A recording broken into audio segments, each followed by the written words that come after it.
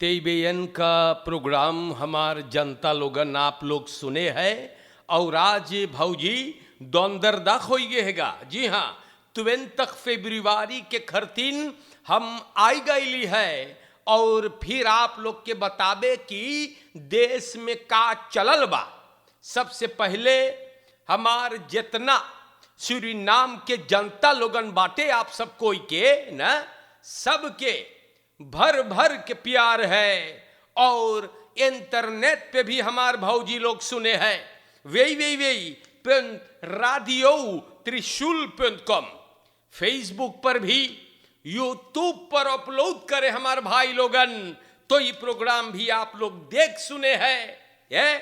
और फेसबुक के साथ यूट्यूब के साथ तेईबेन के ऐप गूगल प्ले स्टोर से जब डाउनलोड करिए तो टेलीफोन वेब चली बताइला हम ना एन टेलीविजन कनाल 20.6 पर भी सबके जैसे आप हमें सुन पा रहे हैं।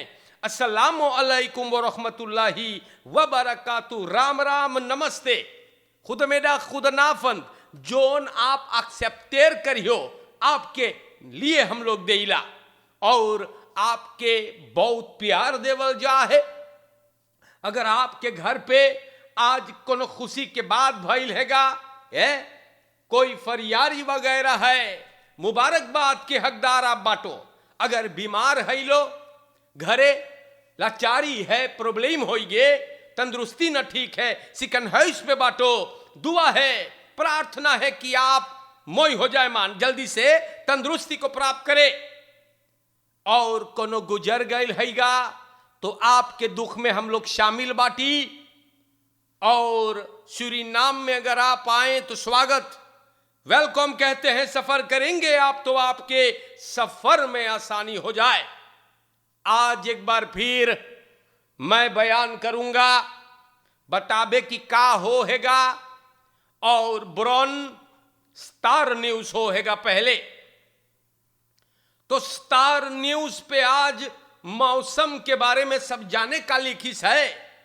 बोले फर्स्प्रेड ऑनवेयर्स बयन इन द मिडग, सबेरहा बोले बदरी बदरी जरूर से रहेगा और संझा के बोले कि न पानी बरसी।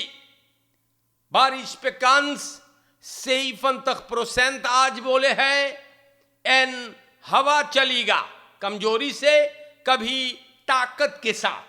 तो ये बात आपको मैंने बता दिया है। वेर बरेख फर्स्प्रेड ऑनवेयर्स बयो इन द मिडग ना हुफ्ते आपके इलाका में मार। ये पूरा सूरीनाम देश के प्रोग्राम बतावल गए है बारिश के यानी वेर के बारे में। तो और आगे भौजी चलल जाई और हम आप लोगन के बताबे कि बलंगर एक बतियन जो देशवम हो है न, तो आप लोगों को बतावे के नौ दख रहे हैगा। आज के दौर में हम ये भी बता दें कि पार्टी लोगन जो चुनावट में हिस्सा ली है, पॉलिटिक पार्टियां ई सभन के कांस है अपने आप को जाकर के रजिस्ट्रेर करने के लिए। या तो कल से मैं देख रहा हूं पॉलिटिक पार्टियां सभन जा है अपने आप को ये सब रजिस्ट्रेर करेगा। बहुत अच्छी बात है, चाहे ये रेखल है न। और हमारे सूरीनाम के जनता लोगन यहां पर भी हम आपको बता देला platform grondzaken ingesteld voor grondproblemen। तो प्रेसिडेंट चंद्रिका प्रसाद संतोखी ना एडवाइजर जॉयस दुखी को बनुम करीसेगा फोर्सेटर के हैसियत पर प्लेटफॉर्म grondzaken पर। और ओकर मतलब जाने का है, प्रेसिडेंट संतोखी बोले ग्राउंड प्रॉब्लमेटिक खेत के बबाल पे चाही कस के काम होवे के। और प्रेसिडेंट बोली से कि खेत के प्रॉब्लम ओकर पर 100 लग आंदा थईगा। खिलवाड़ ना है हम बताइला जी हाँ, प्रेसिडेंट कोताही ना करे है, बहुत विशाल। और देश के जनता बात जैसे बा वैसे चाहे बोले के जैसा आप लोग ख्याल करे ना। एगो प्लेटफॉर्म तैयार भइल है खरौंसा का, और ओकर एक ही मकसद है खेत के प्रॉब्लम पर काम करने के लिए। प्यारे भाइयों, और अगर आपके प्रॉब्लम है, अब सुनिए मोई से, अगर आपके खेत के लेके बवाल है, खरौन प्रॉब्लम हैगा, dan moet u appen 872744 पर अनमेल्ड करे के चाहिए। एक दफे और दोहराबे, लड़कन के बोल दे पेन लेके लिखे 872744। हमारे प्यारे भाइयों, खिलवाड़ ना हैगा। अंदर मिनिस्टर शिवराम शुक्ल भाई भी कसके पर काम करे है दुश्मन में खराब या खेत के प्रॉब्लम चागो तार करियो न मरवा जो 90 देली भाऊजी। हमारे देश के जनता लोगन, हम आगे बढ़ेंगे आपको लेकर के। यहां पर NDP presenteert verkiezingsprogramma 2025 tot 2030 in Oseer। तो सूरीनाम के जनता लोगन, पता नहीं NDP क्या कर रहा है 10 बरिस नाश करी से कस के मारी से एकदम खाई के धर दी है जैसे देव का लकड़ी चालत है। और अब NDP verkiezingsprogramma लेके आएंगे। प्यारे भाइयों, हम आपको हरदम समझाइला, ई लोग के हर हारिम न जइयो न। 10 बरिस ई लोगन अपन दिखाई चुकल बा, ठीक है, और बुढ़ाऊ मर गए है, लेकिन औलाद छोड़ गए है। खिलवाड़ ना करियो, होशियारी से हम बताइला। या प्यारे भाइयों, ई लोगन के बात में ना जाइयो ना, वरना फिर तुहार पैसा लेकर ई लोग जइहे आलू प्याज की ने बताइला। प्यारे जनता लोगन, और आगे बढ़ते हैं ना। और यहां पर हम आपको बताते हैं, स्टार न्यूज से अभी तक बयान करीला। अब देखियो भी कि बहुत पॉलिटिकल पार्टी वाले भी एक दूसरे को सहारा बनेंगे। और देखो, आबोप और अमाजोन पार्टी टेकनन ओवरइनकम्स्ट।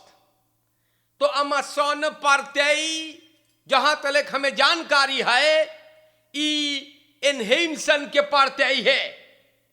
इंगी भाई बहन लोग के भी पार्टी होइगे APS। और आबोप केकर है तो जानो है ना। ये लोग बुध के रात को साम वर्किंग्स ओवर इनकम टेकन करिस बा। तो देखते हैं ये लोग क्या करेंगे भाई ना। और सूरीनाम के जनता, ये बतिया स्टार न्यूज पे लिखल है ना। और आगे हम बढ़ेंगे आपको लेकर के अपना घर जलाने के लिए। अपने घर को जलाने के लिए ये लोग एक दूसरे के सहारा बनते हैं ना। और आगे हम आपको लेकर के बढ़ावे। और देखो, यहां पर वाटरकान.नेट पे लिखल है वार्निंग। दुख की बात है, जानो काहे रोज आपके समझाइला हम। Warning volledig in vlammen opgegaan te Leiding-9। एगो लाख बौ मकान Leiding-9 में जल करके खराब हो गए। प्यारे भाइयों, बहुत दुख की बात है गई ना। ब्रांतवेर पहुंचल है, मार घर न बचाई पाइल बा। सब सूतल रहले, कुवार तीनों ऊपर तुवई पचलहरा सब जगल है। और बोले कुकरुम आगी लगल रहा। ये आदमी अपने आप को बचा ले है, कोई ना चोटान। प्यारे भाइयों, हम आप लोगन से बताइला, ई घर में स्त्रोम रहा, मार फरसई करना रहा। आप लोगन के हम रोज समझाइला, राइस कुकर बहुत मनई बदमसिया करे है। सवेरे भात चढ़ा दिए, काम पे चल जाइए, स्टैकर लगले रहे हैं और घरे कोई ना, बहुत खफारलक। बहुत मनई के घरे हम देख ली, टेलीफोन चार्ज होइए, चार्जर बेकार में स्टॉप कॉन्टैक्ट में लटकता नजर आता है, बहुत खफारलक। एबीएस आपको समझा रहा है कि अनौदख तेईफेई जनता मोबिल, राइस कुकर, सोमार, माइक्रोवेव खबर कर चुकले, निकाल ले, स्टेकरवा ना लगले छोड़। इसका फ्रीजर दूसर चीज बा ना। और हमारे देश के जनता बहुत खफारलक मार। आप लोगन कमती बात सुनो है ना, तो सूरीनाम के जनता यमर एगो परिवार बेघर हो गए है, न मोई चीज बा हम बताइला। देश के जनता और आगे हम आप लोगन के लेकर के चलूंगा। अब यहां एगो अंदर नेइमर अपने आप को गोली मार दिया है। अंदर नेइमर schiet zichzelf dood na woordenwisseling thuis। तो बड़ी खराब चीज भइल है। फिर हम फेर तखियार के गो कारोबार करने वाला बंदा अंदर नेइमर ई कल अपनी जिंदगी को खत्म कर दिया, अपने आप को गोली मार दिया है। और ये बात भइल बा खारनी सुन्सपात सूरीनाम में। और बोले वोर्डवेस्लिंग डेस्कोसी, बात हो रहा था घरेलू मामला है स्फेर। और काफी गुस्सा हुआ और गोली चलल। सरनाम के सिपाही ये आदमी को मरा हुआ पायल है वो उनका अमर में, और एक हाथ में ग्लॉक मिलल बा। गुजर गए है और लाश गया मोर्चुआरियम। तो प्यारे भाइयों, ये सब चीज न मोईबा है। इतना मकलक से आप अपने जिंदगी को खत्म करते हो ना, ऊपर से अंदर नहीं मर बाटो स्फेर। अरे जोन मनाई तो के वारदेर ना करीस, उ लोग के खाद मर जाने में कौन ची तू बरे कर ले।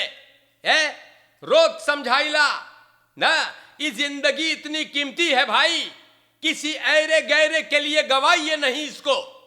बाकी आप लोगन बहुत ढेर सेरी देखो है, बहुत ढेर फिल्म देख लो का है। बड़ी खराब चीज हम बताइला। सेल्फ मोर्ड बहुत खराब है, हराम है। हर एक धर्म में, हर एक मजहब में ये सेल्फ मोर्ड जो है वो हराम करार दिया गया, गुनाह है, आप ना करें। इन सब चीज से आप बचिएगा। रोज समझाइला आपके यार मुड़ी से काम करे, लेकिन आप लोग देखो शैतानी हरकत पर उतर आते हो। भला मोई चीज है। फिर हम फेर तखियार के लेफ्ट और ये अंदर नेइमर घरे डिस्कसी में अपने आप को मार दिया है। प्यारे भाइयों, बहुत दुख के बात है मान, ये सब चीज जब हो है तब है।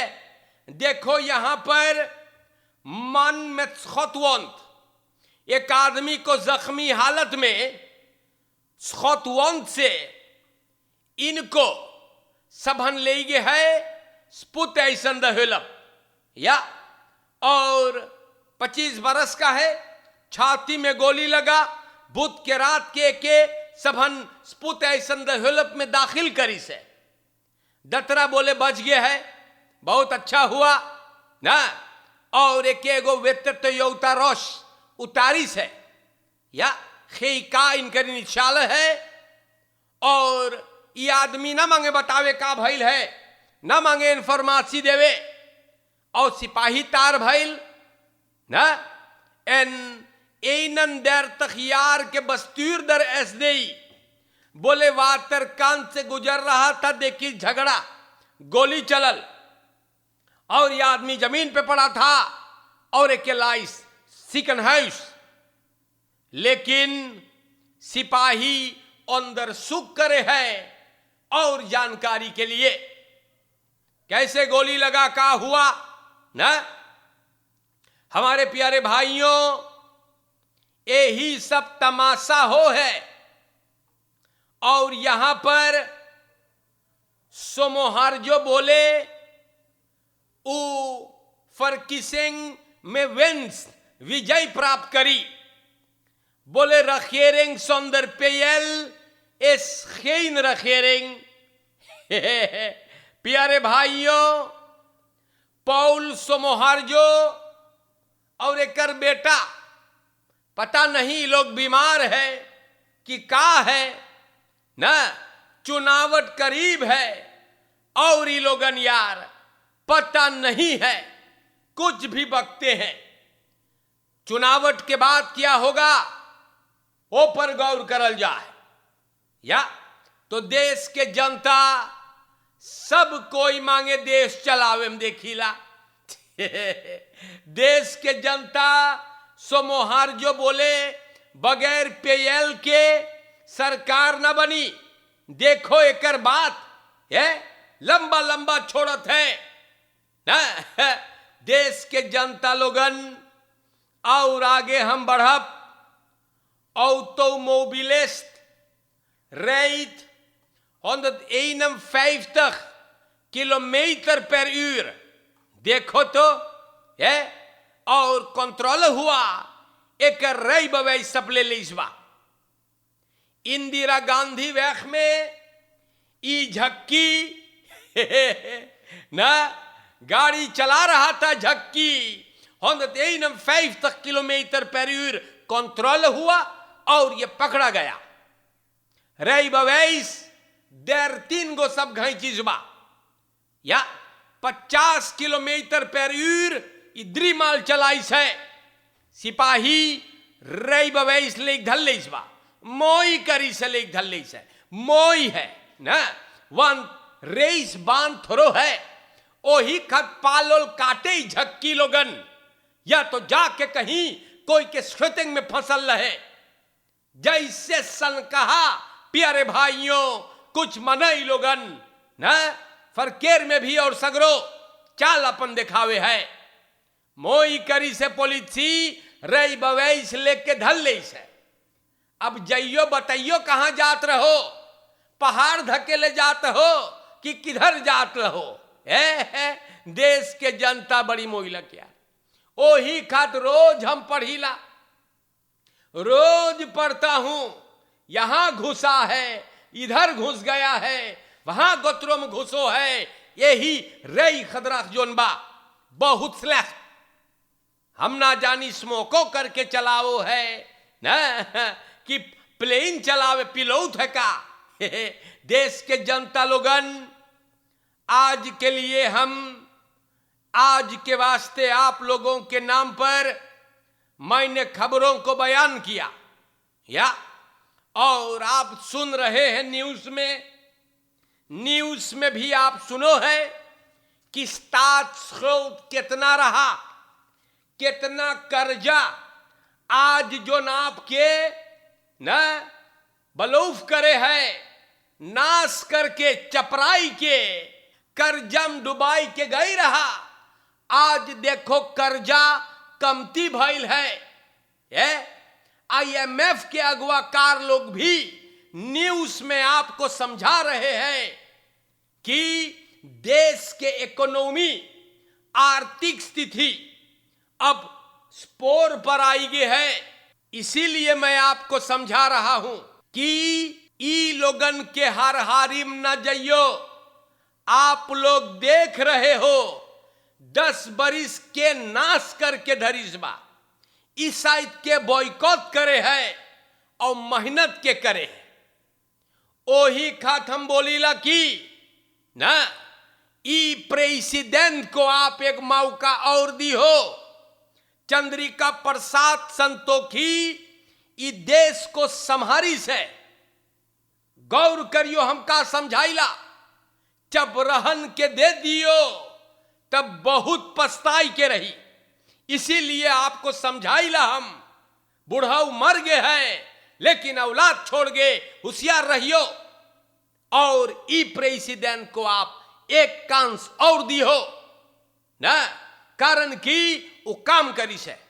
IMF भी बोले हैं कि पैसा बढ़िया खबर भइल बा, ओही खात झक्की बौला ई घर घर चले हैं बताइला। झक्की बौला पगला जोंकी फोंकी ई लोग के हर हारी न जइयो प्यारे भाइयों, समझावे भर के नाता है। जब ना सुनियो तो आपको बहुत पछताई के रही। जनता लोगन फरकेर में ख्याल करियो मोई से, चोरन चपाटन जांगर चोर है जो उनके जांगर में घून लगल है, काम ना बोलो खाली कलाख करे और रात के आपके घर उखाड़े है। बहुत बचाई किन कमीनों से। ऐबी लोगन मान लकड़ पेच लोग से बच के बताते हैं, और भरोसा बड़ी कमती जनेब करियो, भग भकइये बहुत कर तब कुछ ना। इंसान को सुअर बनने में देर न लागे, वही खाद बोलल करीला हम कि होशियार रहे, और फोड़ के समझाते हैं ताकि आप आसानी से समझ जाएं कि हम क्या कहना चाहता हूं। खत्म करने से पहले हम आपको बता दें ना, दैनिक समाचार न्यूज को खत्म करने से पहले आप लोग तैयार हो जाइए। कल फ्राइडे 21 फरवरी 2025 की बात है, रिसोर्ट मीटिंग रही कुआरा संघ और द न्यू फ्रंट ना। तैयार हो जाइए रिसोर्ट मीटिंग के लिए। इन लो फलफाख और 8 बजे प्रोग्राम शुरू हुई। आइए, सबसे जबरदस्त, सबसे उम्दा, मेहनत करने वाला लीडर आपसे मिलने वाले हैं, और देखिए कि और आगे काम कैसे अंजाम देवल जाई ना। Verlängde welgedacht 314 पर VHP politieke partij ना Verenigde Hervormingspartij का रिसोर्ट मीटिंग हैगा। खिलवाड़ ना करियो हम बताइला ना, और सबके तैयार करके लाइयो अच्छा संदेश सुनने के लिए। आकर के कल आप इस रिसोर्ट मीटिंग में हिस्सा लेकर और अच्छा संदेश सुने, काम और आगे कैसे अंजाम दिया जाएगा। मौज से रहियो। और आज की प्रोग्राम में भी अगर आज जन्मदिन आपके है तो हम आपके मुबारकबाद देला। खास करके नीदरलैंड मार्सन के रहने वाली है ना श्रीमती चित्रा जयपाल जी। आज जिनकर जिंदगी में खुशी का दिन है, 60वीं जन्मदिन। सख्यार के आप हो चले हैं। जरूर जन्मदिन के मौके पर आपको आपके तमाम परिवार, सभी भाई बहन तेईबेयन की तरफ से भी बहुत मुबारकबाद है। चित्रा जयपाल जी, आप खुश रहे, हंसते मुस्कुराते रहे आप, और जरूर तंदुरुस्ती आपके कदम चुमा करे। बधाई हो। और प्रोग्राम खत्म करता हूं। अस्सलामु अलैकुम व रहमतुल्लाहि व बरकातुहू। नमस्ते, राम राम। खुद नाफंद खुद मेरा खाब सब कोई के, और जिंदगी रही तो फिर मुलाकात होगा। शुक्रिया।